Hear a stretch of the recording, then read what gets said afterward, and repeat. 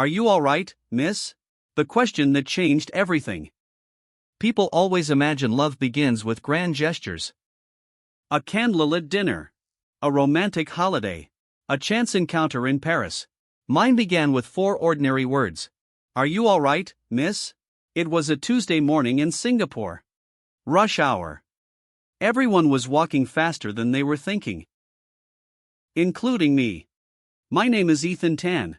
At 33, I was the general manager of Harrison Developments, a property development company founded by my father. Despite the family name, I preferred to earn respect rather than demand it. That morning I was grabbing coffee before an important meeting when I noticed someone hurrying across the pavement. She was balancing a laptop bag, a takeaway coffee, her phone. A folder full of presentation boards. She looked like she was trying to carry her entire office. Then, one heel landed on a loose drain cover. It shifted. She lost her balance. The coffee flew one way. The folder another. She was heading straight for the ground. Without thinking, I caught her before she hit the pavement. She blinked twice. Embarrassment spread across her face. I'm so sorry. I smiled. Are you alright, miss? She looked around at the scattered papers. My dignity isn't. I laughed. My ankle seems okay. That's the important part. She crouched to gather her presentation boards. I knelt beside her. One board had bold letters across the front. Future marketing strategy. Big presentation? She sighed dramatically. In 15 minutes. Perfect timing. Not exactly. We packed everything together. She accepted the coffee I'd managed to rescue. Thank you. I'm Chloe. Ethan. She smiled warmly. I hope today improves from here. So do I. Neither of us knew that wasn't the last time we'd meet. Chapter 2, A Familiar Face. 2 weeks later I walked into our boardroom. Our company had hired an outside marketing consultancy to refresh our brand. The meeting began. The consultant entered. She stopped. I stopped. Then we both laughed. You. The coffee survivor. She smiled. And you're the pavement hero. Our managing director looked confused. You two know each other? Only for about 45 seconds. Everyone laughed. The meeting suddenly became much easier. Before we complete the story, I hope you love what we have brought you. This story was created by Pearl. Please remember to subscribe and like so that we can continue to create more stories. Chapter 3, Professional Chemistry. Over the next 3 months Chloe led our campaign. She was brilliant. Creative. Calm under pressure. Confident without arrogance. Every meeting ended with laughter. Whenever ideas stalled, one of us made a joke. Whenever deadlines became stressful, the other found a way to lighten the mood. Our colleagues noticed. You two work well together. They weren't wrong. But we kept everything professional. She worked for Bright Edge Marketing. I worked for Harrison Developments. Different companies. Different reporting lines. No conflict. Only mutual respect. Chapter 4, Lunch That Wasn't Planned. One afternoon the meeting finished earlier than expected. The others left. Chloe looked at her watch. I skipped lunch. So did I. There's a noodle shop downstairs. You read my mind. We spent 45 minutes talking about everything except work. Family, travel, books, favorite hawker food. She admitted she could never cook rice properly. I admitted, I once burned instant noodles. She stared.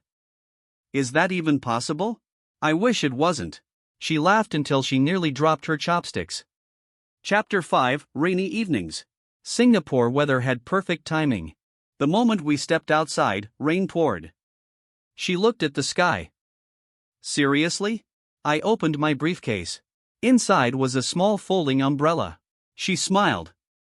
Prepared. My mother insists.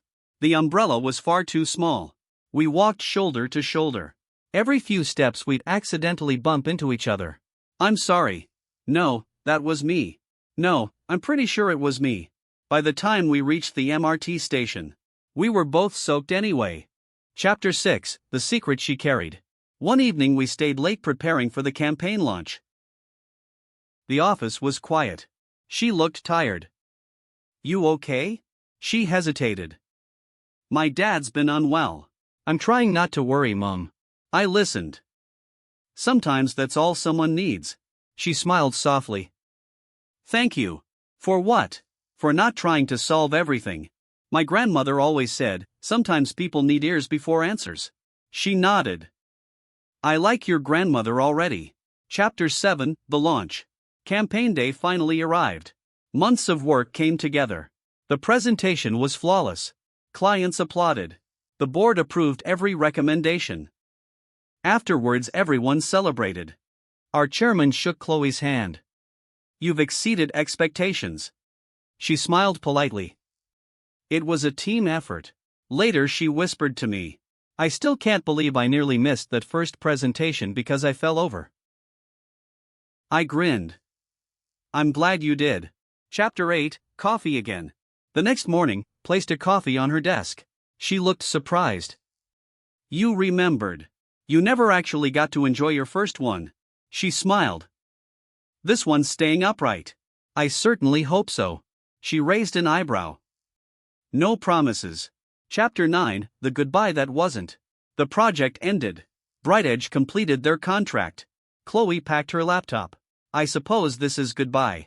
I didn't like how that sounded. It doesn't have to be. She looked at me. I'm asking as Ethan. Not as your client. Would you have dinner with me? She smiled. I was wondering how long it would take. Chapter 10, Are You Alright? 6 months later, life looked very different. We were happily dating. Our companies had even collaborated on another project, this time handled entirely by separate teams to avoid any appearance of favoritism. One Saturday morning we visited Gardens by the Bay. Chloe walked ahead carrying 2 ice creams. She turned. Didn't notice a small step. She stumbled. Again. I caught her. She laughed before I could speak. I know. You know what? Smiling, you're about to ask, Are you alright, miss? She looked into my eyes. I am now. A nearby elderly couple smiled at us. The old gentleman chuckled. You caught her well. I laughed. I've had practice. Epilogue. Exactly 1 year after their first meeting, Ethan took Chloe back to the same cafe where she had almost fallen. He placed a small velvet box beside her coffee. She looked at him in surprise. You remembered this place? I remember everything. He reached across the table. The first words I ever said to you were, Are you alright, miss? She smiled. And today I want to ask another question. He opened the ring box. Will you spend the rest of your life letting me make sure you're always alright? Tears filled Chloe's eyes.